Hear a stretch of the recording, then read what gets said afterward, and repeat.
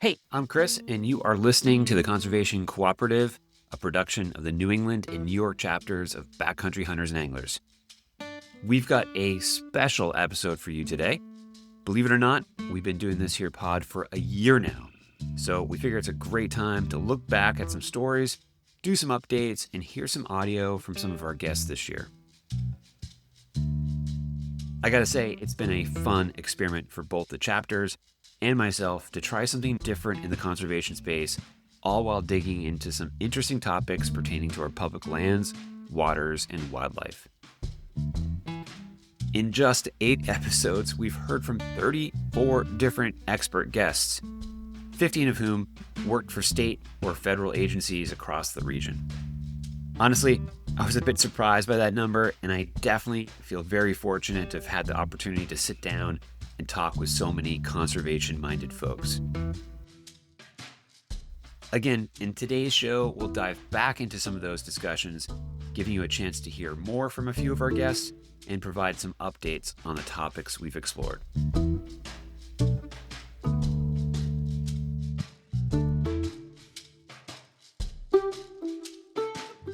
I guess it makes sense to start at the beginning. Our first episode was on trail development in Vermont. Interestingly, this was the only episode I got a little hate from, which is funny because I personally felt we did a pretty darn good job giving all sides of this conversation some time. From what I can tell, the rub was that people didn't like the fact that human presence in the woods from recreational activities has a negative impact on wildlife. I mean, I get it. People get defensive when they consider that their fun has consequences on other beings. But the overwhelming feedback on that episode was definitely positive, and a lot of people seemed really interested in one guest in particular, Meredith Naughton, who in graduate school did research on the impact of outdoor recreation on wildlife in the Northeast. Here she is talking more about what drew her to that topic.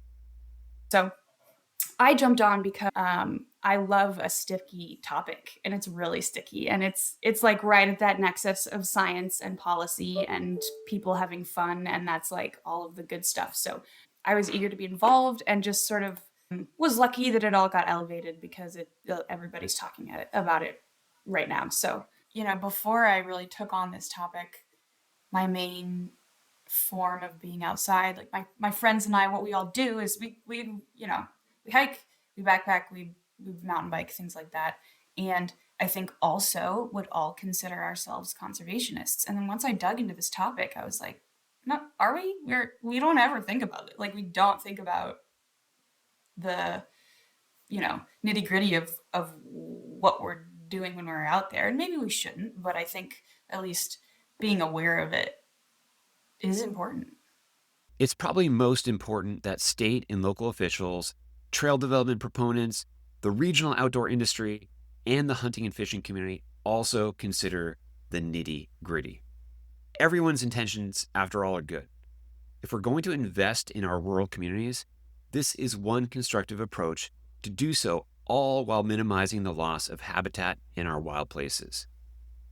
Developing the economy in ways that are less impactful than steel and concrete, and contribute to the health of visitors and local populations. Awesome. But right, there is a long time assumption, or at least chosen ignorance, of trails are ecologically neutral, and we know now pretty unequivocally they're not. To reiterate a point from the original episode, we're all trail users and we think they're great. Still, the BHA community really values wild places and unfragmented landscapes. These places are becoming extraordinarily rare in the Northeast. As a result, both the New England and New York chapters have been stepping up their efforts to communicate with decision makers that unfragmented landscapes are vital for wildlife and dispersed recreation alike.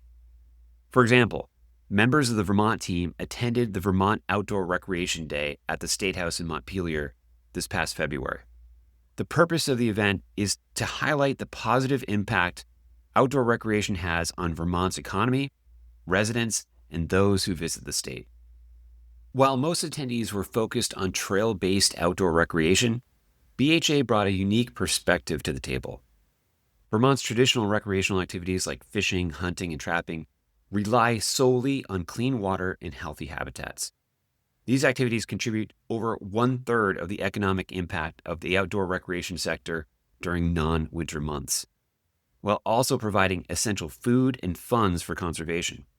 For example, last year, Vermont hunters generated 3.5 million servings of venison, along with $7 million in Pittman-Robertson's funds. Chapter leaders in attendance urged lawmakers to support policies that protect Vermont's roadless, trailless, and contiguous undeveloped areas, as well as ensure that fishing and hunting continue to benefit all Vermonters.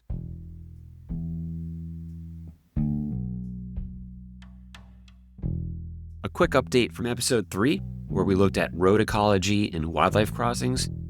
At the time, we were hopeful that New York Governor Kathy Hochul would sign the Wildlife Crossing Study Bill. That overwhelmingly passed through the state legislature. Unfortunately, she ended up vetoing it. While not the result we wanted, we know that the legislature has the appetite for this type of policy, and BHA and the coalition of organizations behind this effort will definitely be back.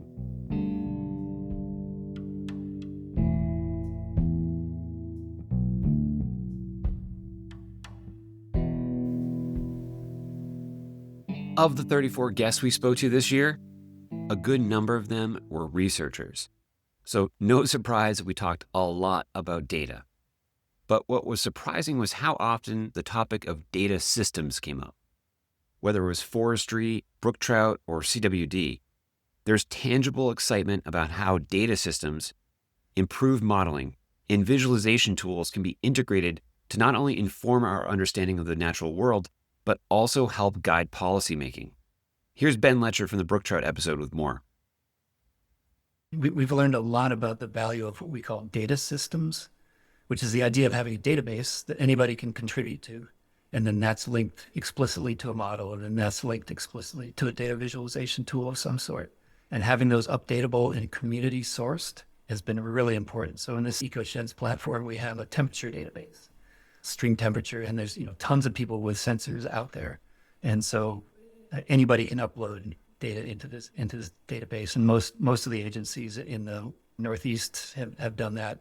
So that whole idea of data systems is really important because they live. It's like living science, really. And it's just critical to set up infrastructure and tools to make that happen. I believe wholeheartedly if we can interface with policymakers at the beginning and make sure this stuff is useful down the road, because a paper is valuable to us, a scientific paper, but it's, you don't have time to read all these papers or necessarily the expertise to read them and translate them into policy. So it's really, really important for us to work with policymakers and managers as early as we can. In our CWD episode, Krysten Schuler discussed ways to get more bang for the buck with data that state agencies are collecting around deer harvests. There's a lot of variation currently, and her dream would be to have the process standardized, along with a geographic location of harvest. Here she explains. So I'm coming at this from a data perspective, that we need sort of streamlined ways to collect data and have it standardized across states. And so having online check systems for hunters to register their animals and to drop a pin where they actually harvest it. We've heard from agency biologists like, oh, hunters are never going to do that. They don't want to give up their sweet spot or whatever. That is understandable. But when we're trying to create these models, sometimes the scale that we collect the data at makes it really difficult to run. And so if we could go to those systems where it's like, listen, the agency's not going to give out your, coordinates to anybody else. But it's really helpful when we're trying to figure out okay, if we have a diseased deer, how many deer were collected from that area around it? And I can only do that at the township scale right now for New York, for counties, for some other states. So recognizing, yes, you may have recorded your data this way for forever and ever, but it really is becoming more critical that we try to integrate across states, and how we collect data, how hunt, make sure you check your deer. And if, you're being asked to drop a pin or give a location, there's a reason for it. And it's because people like me are trying to help give solutions, and we're not just, willy-nilly trying to scam you out of a big buck that you've been stalking for a couple of years. As I mentioned earlier, there seemed to be a lot of excitement around data systems, especially in concert with AI. But part of the reason I wanted to circle back to this topic is because so much of the work on developing data systems and the data pipelines to feed them are in serious jeopardy. Honestly, many of these programs are simply budget and staff cuts, the cancellation of federal grants. Ben Letcher and so many of the other federal employees I've worked with at NOAA, USGS, U.S. Fish and Wildlife Service, and the Forest Service are no longer federal employees. That's a devastating blow that, frankly, I don't see us being able to recover from anytime soon. Hopefully, state agencies and academic institutions can carry on some of this work and secure the data before it's lost.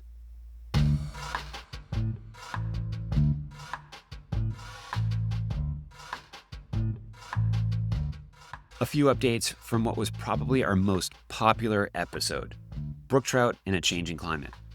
Stephen Jane, the postdoc from Notre Dame, who studied the phenomenon of browning in Adirondack lakes, was recently published along with colleagues in the journal Environmental Science and Technology. The paper, titled Climate-Driven Deoxygenation of Lakes Alters the Nutrient Toxin Profile of Food Fish, explores the relationship between ongoing lake deoxygenation and nutrients, toxins that end up in brook trout, which, as you might imagine, could have implications to those who consume them. Definitely check it out. I recently caught up with Mass Wildlife's cold water fisheries project leader, Adam Kautza. He said that a living version of the Wild Trout Conservation Plan, which will outline what the state knows about the status and distribution of wild trout in the state, will be made available online very, very soon. In addition, he's busy working on two major pit tag projects, one in Sucker Brook and the other in the Swift River. While it's still too early to draw any conclusions about fish movement, population dynamics, etc., it's exciting to know that so much valuable data is being collected. We'll be looking forward to hearing what Adam and his colleagues learn from these projects.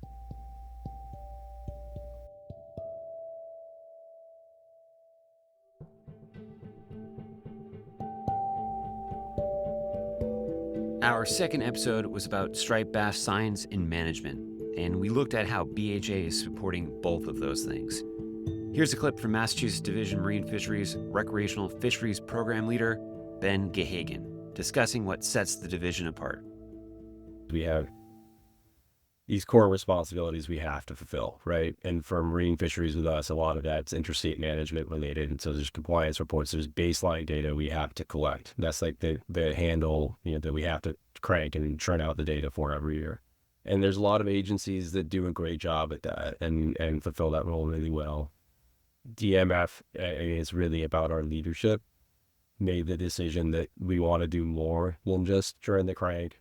And we got to turn the crank well, we still do it great, but we also want to, if we can, we want to have the mindset of, if there's a problem for our resource and our stakeholders, we want to try and be the ones that can solve it. And sometimes that's all internal, sometimes that's pairing with a collaborator. So it's just about, we want to be taking upon ourselves to be active with our stakeholders, active with our resources, understand the needs that aren't being fulfilled, the data gaps that exist, and answer these things that are so important. So there's a lot of different ways we can do it. We want to be leaders in marine fisheries management, and do the right thing by the Commonwealth's resources and all of our resources. Again, a lot of the things we ask and we try and answer are pertinent, very, very pertinent to Massachusetts, but have implications beyond our state borders. The implications of DMF's research is ultimately better management outcomes. And remember, they aren't just studying striped bass, but also other fish that are important to both recreational and commercial fishing. Speaking of positive outcomes, while working on this episode, the idea was hatched to share this great conservation story with someone we knew would be very interested in sharing it with his audience. Ryan Callahan from Meat Eater. So I called him up and pitched the idea. He took the bait, so to speak, and came out to film an episode of Cal in the Field. The fish cooperated, and we had one heck of a time pulling together a great episode, which you can now find on YouTube. Also, if you happen to be in Missoula, Montana, June 13th through 15th, you can catch Cal, Mike Woods, and myself talking about striped bass fishing and conservation at BHA's North American Rendezvous. We've got a little bit of a seminar lined up. Come say hello if you're there. Not to end on a downer, but the latest update on striper management isn't a great one. We've had 6 bad spawning years in a row, which will leave a huge hole in the stock in the coming years. On top of that, we stand less than a 50% chance to recover the fishery by the designated 2019 deadline. The ASMFC Striped Bass Board is basically failing to right the ship. I'll leave it at that for now. Stay tuned to your BHA channels for future calls to action on that front.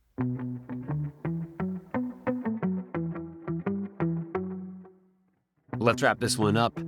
Thank you so much for listening this past year. We're already working on some new stories, and we're really excited to share what's next. Please do us a favor and continue to share the good word about Conservation Cooperative. The organic growth has been amazing, and it's because of you guys. Thank you so much. Oh, and one last favor, and this is important. We are in the midst of some very significant fights. Public land sell-offs, corner crossing, the dismantling of our nation's conservation infrastructure, and so much more. We need you in our ranks, and we need you taking action. Become a member today. Thank you so much. Talk to you next time.